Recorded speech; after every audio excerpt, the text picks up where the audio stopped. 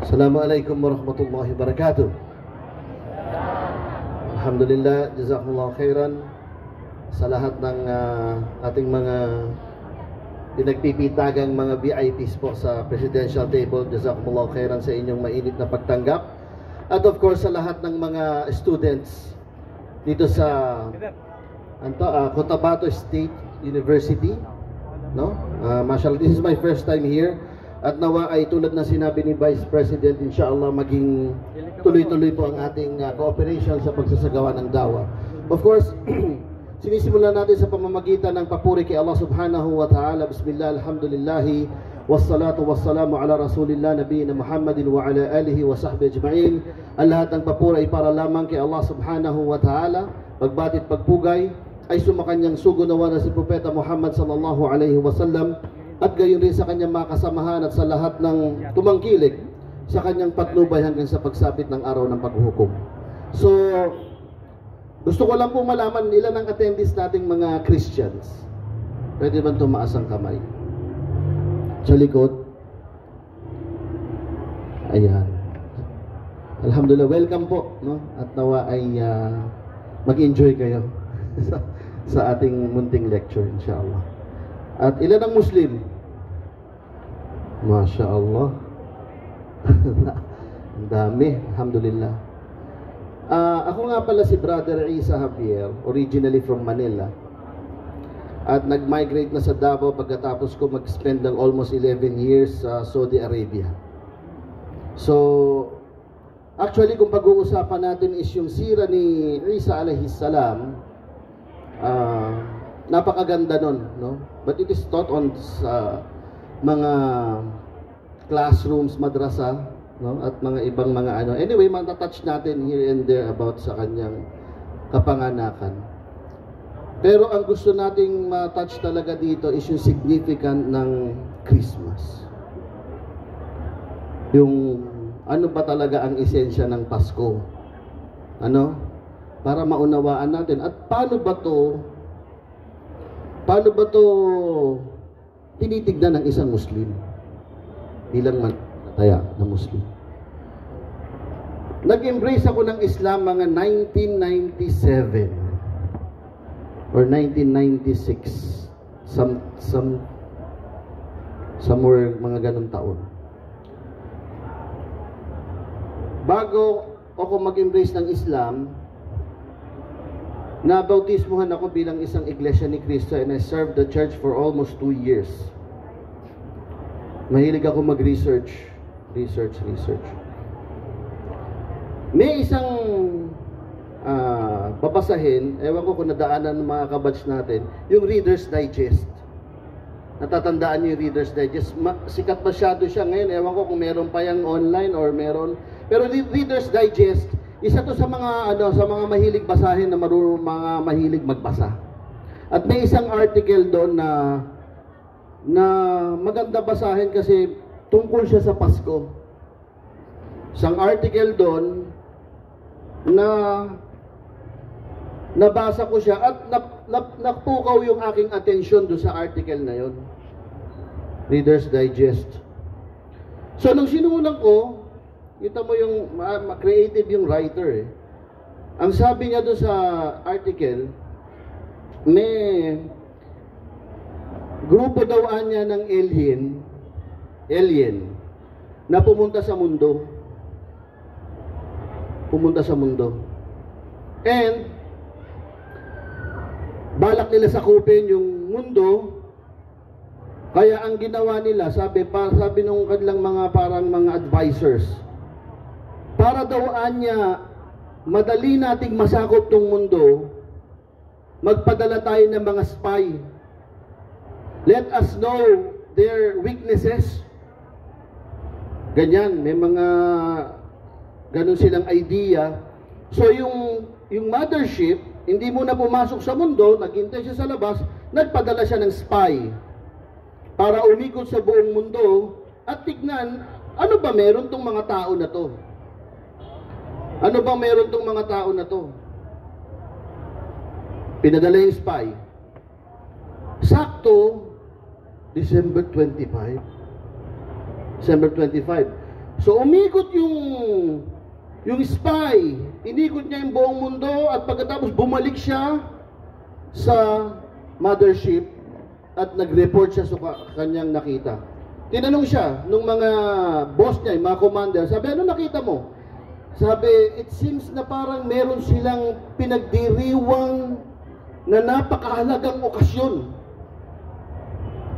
Kasi almost, may mga lugar sabi niya na wala yun, pero majority ng lugar, nagdiriwang sila ng isang okasyon na ito na napakahalaga sa kanila. Sabi, sino yung tao na yun? Sabi, hindi ko masyado nakuha yung kanyang pangalan kasi hindi ko pa kabisado yung kanilang mga lingwaheng sinasalita. Pero may nakita kong ilang mga katangian itong taong ito na kanilang pinagdiriwang. Sabi ganun. Anong klaseng katangian niya? Sabi, unang-una, lalaki ito. Lalaki. Okay. Pangalawa, medyo may pagka-ano siya matangos ang ilong na, alam niyo, na parang hindi siya ganong kaitim, hindi naman siya white. Parang Hispanic yung kanyang race. Sabi, ano pa? Sabi, balbasarado. Balbasarado yung kanyang itsura. So along the way, nagbabasa ka bilang isang nagbabasa, alam mo yung tinutukoy, di ba? Kung sino? Pinagdiriwang, lalaki, mahaba ang balbas. Sabi, sige, ano pa katangian? Yung sunod na sinabi, iba na, mataba. Ano pa? Nakapula. Mahaba balbas, mataba, nakapula. Sino na yon? Santa Claus na. Nung una binabasa natin, kala natin ang tinutukoy sino? Jesus Christ, di ba? Pero along the way, nawawala na yung Jesus Christ Maglibot tayo ngayon kung ano mas marami nating nakikita pag Pasko. Mas pinapahalagahan si Santa Claus pag Pasko. Mas pinapahalagahan natin yung Christmas tree. Mas mahalaga, mas buhay ang bahay ng Pasko ng isang Christian kapag merong Christmas tree, merong Santa Claus, at iba't iba pang mga gawain na wala namang kinalaman kay Jesus Christ. Sa Islam, meron tayong tinatawag na syartain ng kabul ng amal. Dalawang kondisyon para matanggapang gawa. Ano yon? Una? Intention. Ikhlas. Kailangan ikhlas ka kay Allah. Di ba? Pangalawa, sa babae. Mutaba'a, sunnah. Dalawa, di ba? Para matanggap ang gawain, kailangan una, dalisay sa puso mo yung gagawin mo. Pangalawa, para matanggap yung gawa mo, dapat hindi imbento.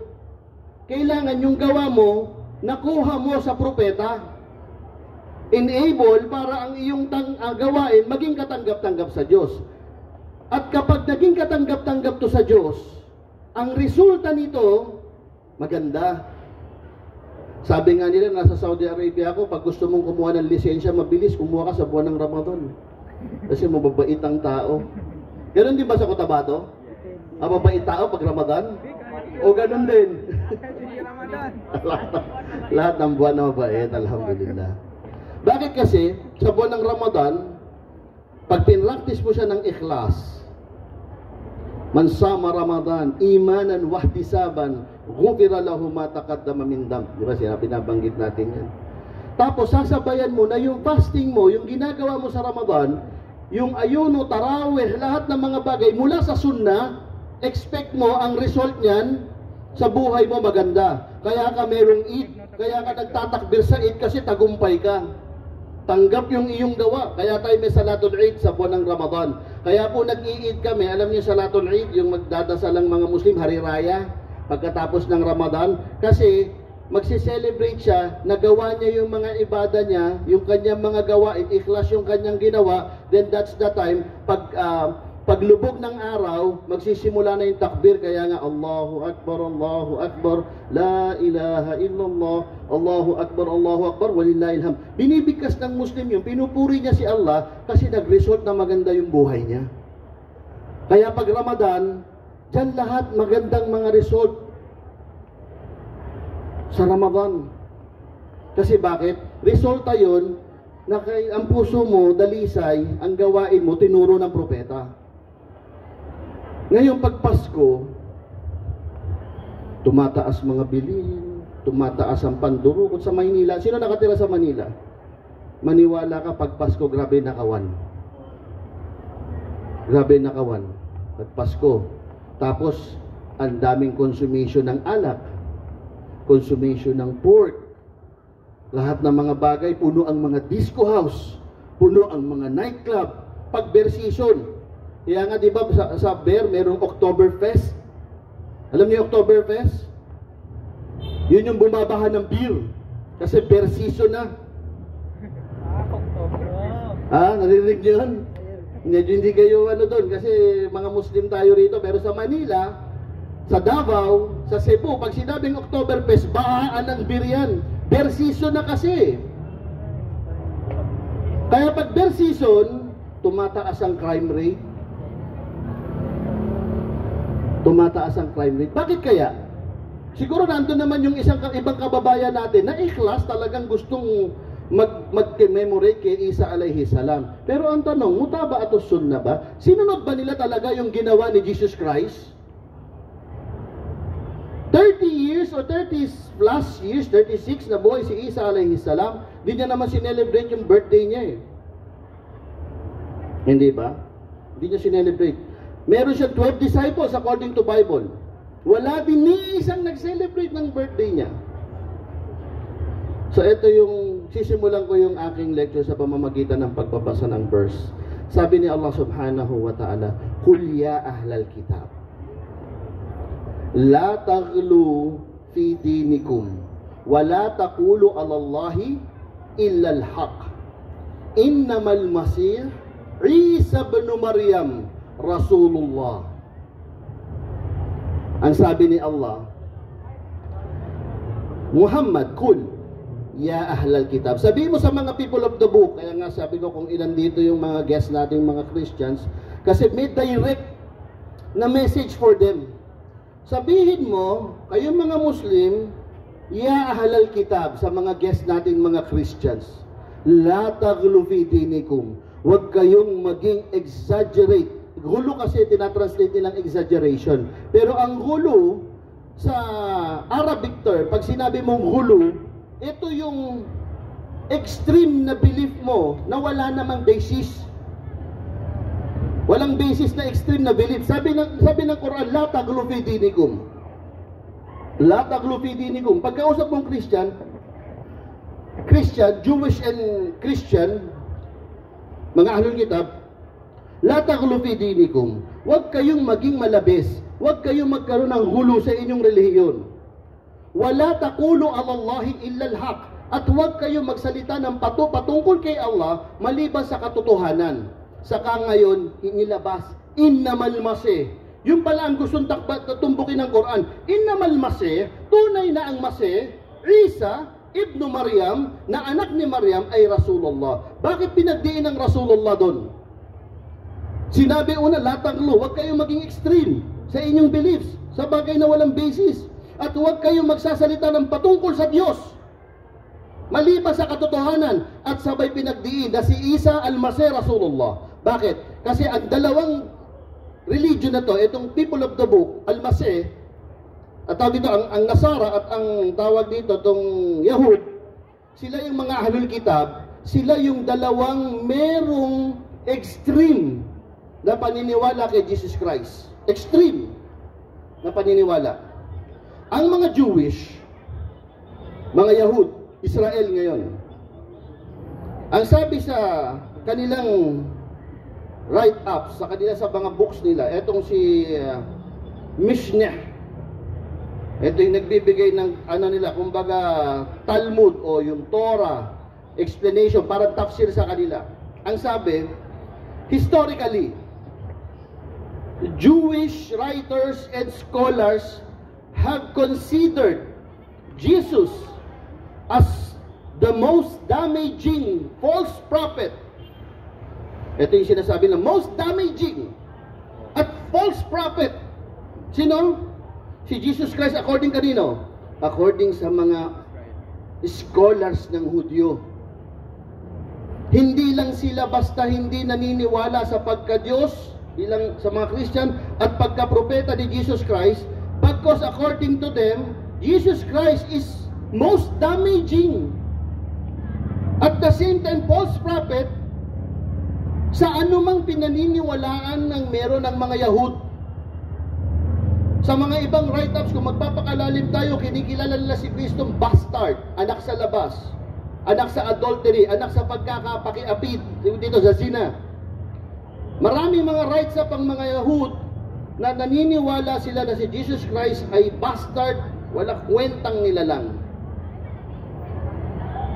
And strange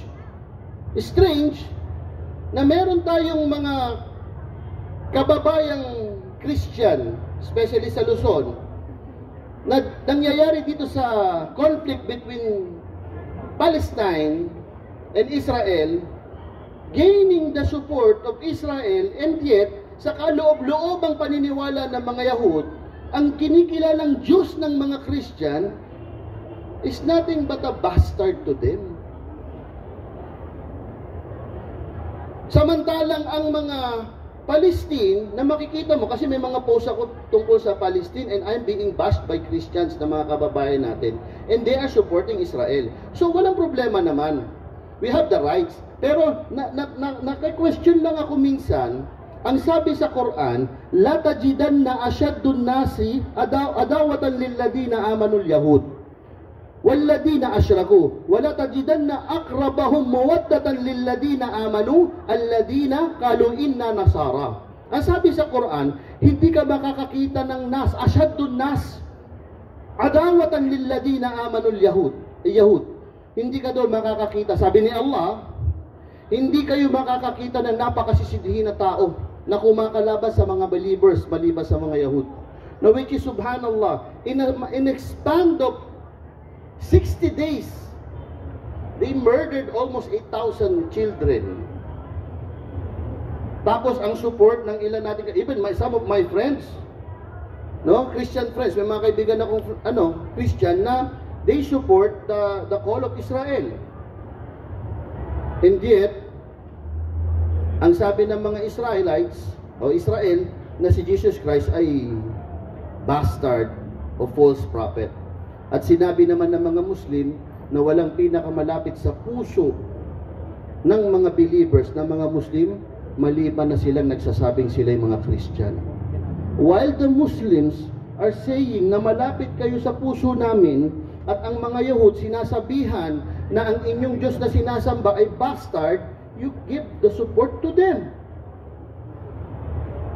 Samantalang may mga citizen in the Philippines, may barn tayo ng mga Muslim na kasamahan nyo, and yet you give the support dun sa Yahud na sinasabihan na ang Diyos nyo ay bastard. Diba? So, eto lang maikling word para mag-isip ng konti yung ating mga kababayan. And walang anumang nakalagay sa Quran at sa sunnah ng Rasul sallallahu alaihi wasallam na dapat mamuhi tayo sa mga Yahud. Wala. Because ang nakalagay doon is babala na ang Yahud ang galit sa mga believers. At ang nakalagay sa Quran, ano nakalagay sa Quran? La yanhakumullahu anil ladina lam yuqatilukum fid din wa lam yukhrijukum min diyarikum an tabarruhum wa tuqsitu ilayhim innallaha yuhibbul muqsitin. Sabi ni Allah, hindi ko kayo pinagbabawalang makipagmabutihan sa kanila.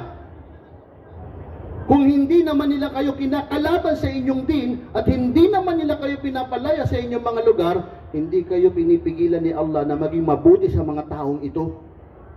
Kaya kung pag-uusapan natin ang utos ni Allah, ang recommendation ni Allah, makipagmabutihan tayo sa kanila. Yun. Kaya, ang mga Yahud, kinikilala nila si Isa alayhi salam bilang bastard. Binaba nila ng husto. Binaba.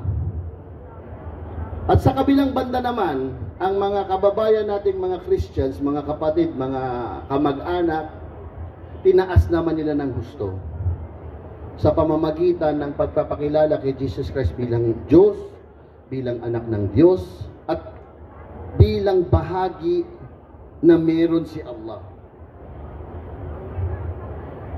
Yung tatlit na tinatawag, yung Trinity. Iba-iba ang beliefs ng Trinity. Meron Trinity na 3-in-1 na Diyos. Meron naman na tatlo na magkakaiba ang kanyang persona. Meron naman na tatlo na isa na tatlo. Iba-iba ang akida ng Christian pagdating dyan. Pero, ang fact, sinamba nila si Jesus Christ. O, nilagay nila si Jesus Christ sa kinalalagyan may katulad kay Allah subhanahu wa ta'ala. So, yung isa tinaas, yung isa binaba. Binaba ng Yahud, tinaas naman ng Christian. Kaya dumating ang Islam at sinabi ng Islam na yakul ya ahlal kitab, huwag kayo maging extreme. Wala taqulu alallahi illal haq. Huwag kayo magsalita ng patungkol kay Allah maliban haq. Innamal masih, sapagkat tunay na si Jesus Christ, Rasulullah. Gumitna tayong mga Muslim. Nagkaroon ng tamang paniniwala, nagkaroon ng tamang pag-unawa kung sino si Jesus Christ. Hindi siya tulad ng paniniwala ng Hudyo na sinobrang binaba, bastard, false prophet, at hindi naman din sobrang ginawa nila na ginos ng mga Christian. Dumating ang Islam at pinakilala kung ano ang tunay na katayuan ni Isa alayhi salam. No? Tunay na siya ay Rasulullah. Siya ay sugo ni Allah subhanahu wa ta'ala. Kaya tayo mga Muslim, tayo ang magiging saksi sa kanila na naiparating natin. Pagdating sa Christian, ang December 25, according sa history, ay hindi ito ang tamang araw na kung saan si Jesus Christ ipinanganak. With all due respect po. And these facts are available sa lahat ng platform ng social media, sa lahat ng encyclopedia na meron tayo. And even si Kuya Kim, tinalakay ito ni Kuya Kim na hindi ito ang saktong kaarawan ni Jesus Christ. And even malaman natin ang saktong kaarawan na which is according to traditions, may tinatawag tayong Israeliyat. Ano yung Israeliyat? Ito yung according sa Islam na mga ulat na wala sa Quran, wala sa Sunnah, pero kwento-kwento at kasulatan ng mga Israelita na umira sa panahon ni Prophet Muhammad sallallahu alaihi wasallam. At ang sabi ng Rasul sallallahu alaihi wasallam, pag nakarinig kayo ng Israeliyat, mga kwentong Israeliyat, la tusaddiqu wa la tukadibu. Huwag niyong paniwalaan, pero huwag niyo rin pasinungalingan. Maaring part ni totoo yan at merong hindi totoo dyan. No, sa ima tinatawag ng mga Israeliyat. Ngayon, ang sabi sa mga Israeliyat, si Isa alayhi salam ay ipinanganak na kung saan ang mga tupa ay nasa sabsaban, nasa labas. At sa winter, hindi sila pinapayagang magkalat.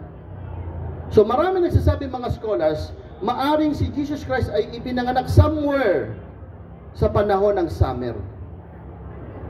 April, March, May, nandiyan siya sa mga buwan na yan. Kung pag-aaralan natin, yung mga signs nung pagkakapanganak sa kanya. At malayong ipinanganak siya sa buwan ng December. Anong meron sa buwan ng December? Kailan ba na-canonize? Kailan ba nagsimula na magdiwang ang mga Christian ng December 25? almost 300 years nang patay si Jesus Christ, o wala na si Jesus Christ. I mean, kinuha na ni Allah. Almost 300 years na siyang wala dito sa lupa nung nagsimula pa lang itong pagdiwang ng mga tao-tao. Yung mga disciples niya, yung tinatawag sa Bible na mga forefathers, mga mga apostolic fathers, na mga taong nakakasalamuhan ni Jesus Christ, yung mga taong nakasalamuhan ni Jesus Christ, yung mga taong nakakita, ibig sabihin, ilang generation sa mga taong nakakita kay Jesus Christ, walang nagdiriwang ng Pasko. Kailan lang ito? 300 years na after pag-alis ni Jesus Christ. At sino nag-canonize nito?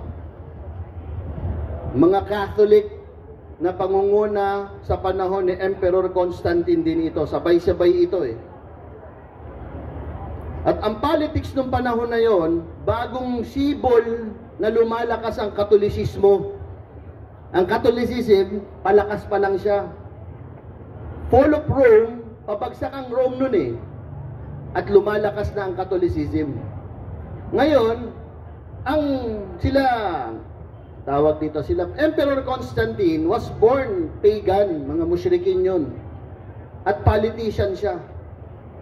Ang sabi ng mga advisor niya, enable win-win situation tayo. Makuha natin ang mga pagans at ang mga followers ni Jesus Christ at ang mga Catholic, ma-unite natin sila, pagsamasamahin natin yung paniniwala nila. Kaya nga meron tayong Trinity, diyan lumabas yung mga yan eh. Trinity, dati meron diyan yung mga theology ng Roman ganyan. At merong kilalang Diyos-Diyusan ang mga Persian, gayon din ng ilang beliefs ng mga Roman tungkol sa kanilang sun god, Diyos ng araw. Sun god na ang pangalan niya Mitra.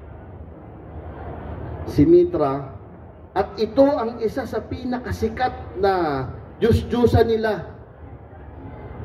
At ang birthday nito is December 25. Ngayon, kinanonize nila na pagsamahin ito, na gawing birthday na lang ni Jesus Cristo para kuha natin ang mga Romans, kuha natin ang mga Persians, at kuha natin ang mga Christians. So, kinanonize nila nang hindi ito pinag-aralan ng mga ulama ng mga Christians o ng mga taong may concern sa Christianity, at lumabas ang December 25 na pinagdiriwang ngayon ng lahat ng Kristiyano by the name of Jesus Christ, na well in fact walang kinalaman si Jesus Christ na kahit na isang bagay tungkol sa Pasko. Babalik tayo dun sa Reader's Digest kanina na may pinapuntang alien na bandang huli may katwiran nga yung alien sa kanyang research. Kasi well, in fact, yung sinasabi nating Christmas na sineselebrate ng pinakamaraming tao sa mundo in the name of Jesus Christ, in reality, wala naman talagang kinalaman kay Jesus Christ ang Christmas. Silent night, holy night, pero yan araw na yan, putukan, inuman, lasingan. Silent night, holy night. Pero wala kang makitang anumang bakas na may kinalaman kay Isa alayhi salam ang pagdiriwang na ito. Kaya nga sabi ni Allah subhanahu wa ta'ala, وَكَذَلِكَ جَعَلْنَاكُمْ أُمَّةً وَسَطًا. Ayan na, responsibilidad nyo na bilang mga Muslim. وَكَذَلِكَ جَعَلْنَاكُمْ أُمَّةً وَسَطًا لِتَكُونُوا شُهَدَاءَ عَلَى النَّاسِ وَيَكُونُ الرَّسُولَ عَلَيْكُمْ شَهِيدًا. At ginawa namin kayong moderate, wasatan, na din, na umma. Ano ibig sabihin nun? Nasa gitna kayo ng dalawang nag-uumpugang nagkakamali ang paniniwala. Extreme na binaba, extreme na tinaas, وَجَعَلْنَاكُمْ أُمَّةً وَسَطًا, sabi ni Allah, para kayo ang maging saksi sa araw ng paghuhukom. At ang Rasul naman ang maging saksi sa inyo. At sad to say, sa kabila ng ganitong mga kaalaman, may mga Muslim nagdiriwang ng Pasko. Tulad nga ng sinabi ni Vice kanina, siguro on the time of Jahiliyyah, nung wala pang da'wa, pero hanggang ngayon meron kahit may nagdada'wa. Tama? Sila pa nangunguna. Tama, galing sa DepEd. Hindi pwedeng pilitin ng anak na dumalo sa Christmas party. Malaman-laman mo, si Mama Mariam pa ang sponsor. Ano ba dapat nang gawin ng mga Muslim? Ang sabi sa Quran, وَيُنْدِرَ الَّذِينَ قَالُوا اتَّخَذَ اللَّهُ وَلَدًا. Magbabala kayo sa silang nagsasabi na si Allah ay nagkaanak. Yun yung Pasko yun, di ba? Pagkapanganak ni Kristo na anak daw ng Diyos, anak ni Allah subhanahu wa ta'ala. Anong utos sa'yo? Wayundir. Magbabala ka. Wayundir alladhina qalu ittakhadha Allahu waladan ma lahu bihi min ilm wala li abaihim kaburat kalimatan an takhruju min afwahihim illa in yaqulu kadiba. Suratul Kahf. Diba? Ang sabi ni Allah subhanahu wa ta'ala, wayundir, magbabala kayo. Sino? Sa silang nagdiriwag na sila Allah subhanahu wa ta'ala daw ay nagkaanak. Ano pa sabi? Malahum bihi min ilm. Wala silang kaalaman. Walang kaalaman. Bakit? Itong lahat ng pagdiriwang na ito, walang kinalaman kay Jesus Christ. Wala liabaihim. Hindi wala yung mga nangauna, mga ancestor nila. Walang kinalaman, walang alam dito pagdating sa pagkapanganak ni Kristo. Kaburat kalimatan takhruju min afwahihim. Etong lumaki, lumabas sa kanilang mga salita, illa in yaqulu kadiba. Kadab. Falsehood.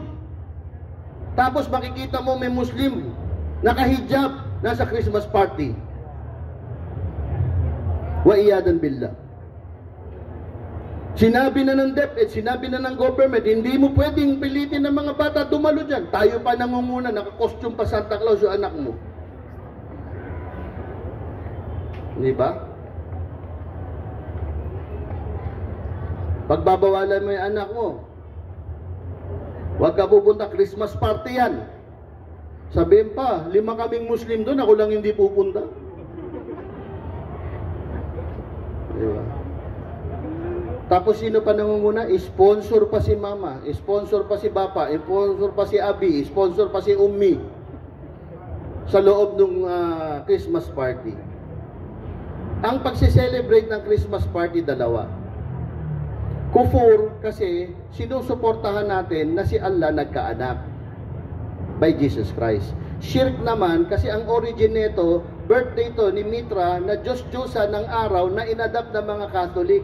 So, asa kalulugar dyan? Pakikisama. Diba? Ang pakikisama meron. Hindi pakikisama ang tawag to. Pwede makisama, pero wag mong i-compensate ang din mo. Din first. Kaya tayo hindi nire-respeto eh. Kasi pwede ang bilis natin isuko eh. Konting Christmas party lang, isusuko mo na yung din mo. How you will gain respect from the non-Muslims? Kung hindi mo kaya panindigan yung din mo. Hindi ba? Ganun pa man, lagi tayong babalik sa tayo ay ummawasatan. Huwag tayo masyadong extreme. Hindi dahil sa tinuturo natin to, galit tayo pag may nakita tayo dyan parol, sisirain mo.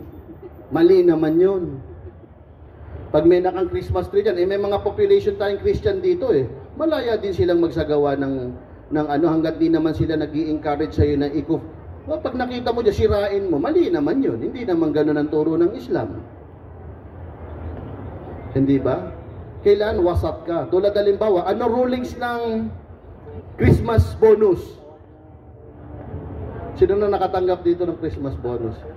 Wala pa? Masya Allah. Alhamdulillah, halal yun.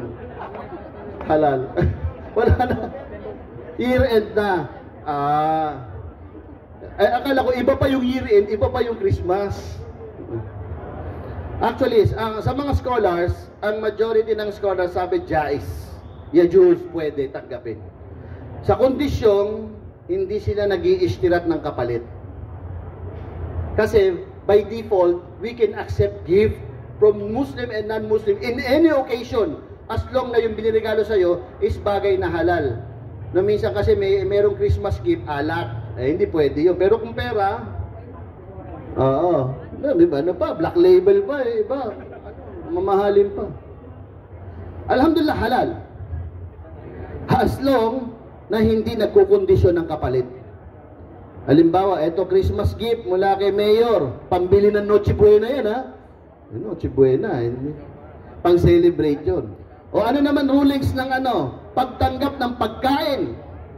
Nagluto yung kapitbahay. Nagbigay ng spaghetti. Bigay mo sa kapitbahay natin. Muslim ka. Tatanggapin mo, hindi? Pero, pwede pa rin. As long na halal, walang haram, walang pork, walang anuman, at ito'y binigay sa'yo, sabi, marapat tanggapin ito. Pero iba ang handa sa piyesta, iba ang handa sa Pasko. Birthday, pwede rin. Pwede rin, kainin. Pero hindi ka pwede pumunta ron at magdiwang ka doon. Nagluto si pinindil sa bahay, binigay ang gift sa'yo, tanggapin mo. Pwede kainin. Pero ang hindi pwede, piyesta. Piyesta, kasi ang piyesta iba. Ang piyesta, nagluluto sila in offer doon sa kung sino yung patron na pinaghahandaan nila.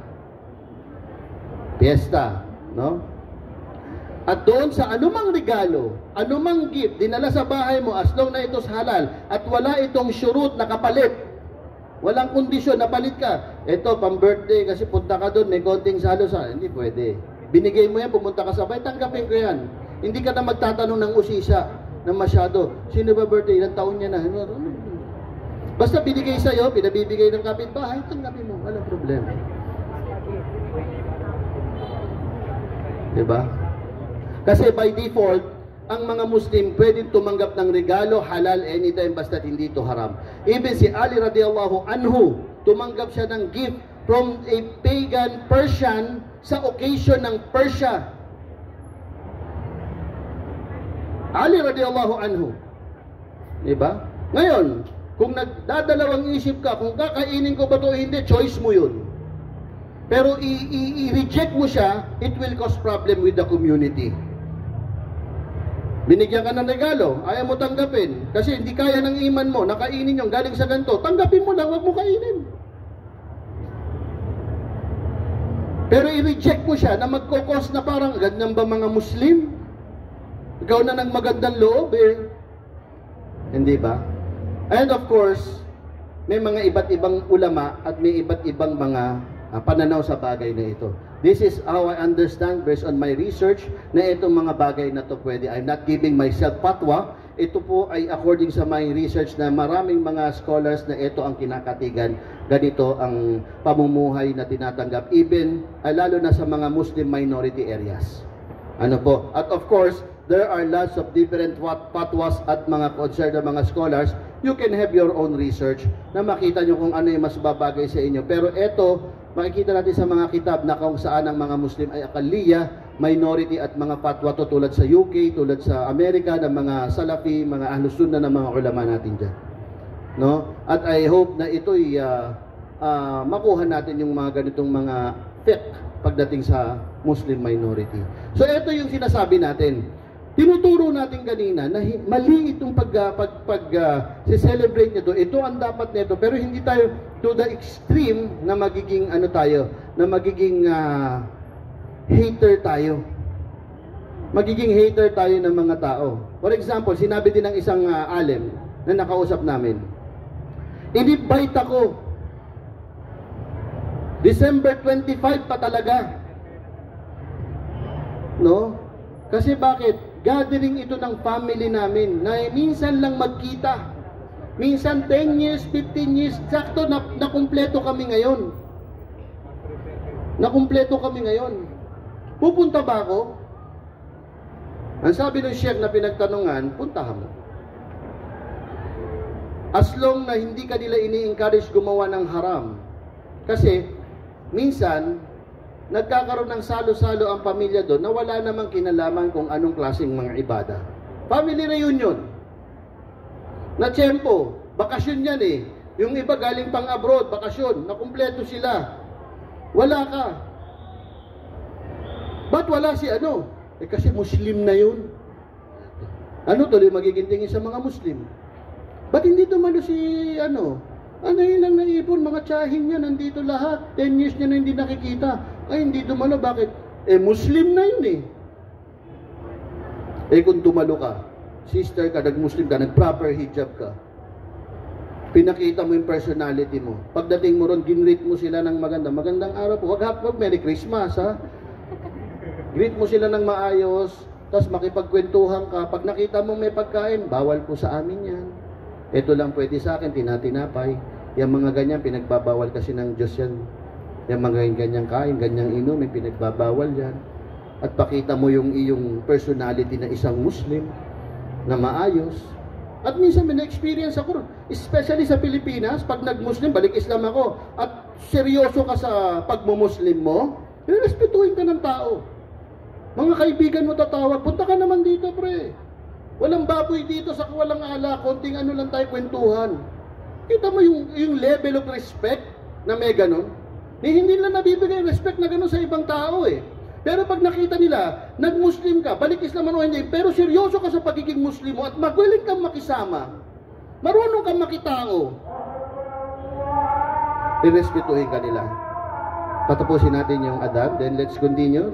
My last part, ending, then jazakumullah khair. Tapusin natin.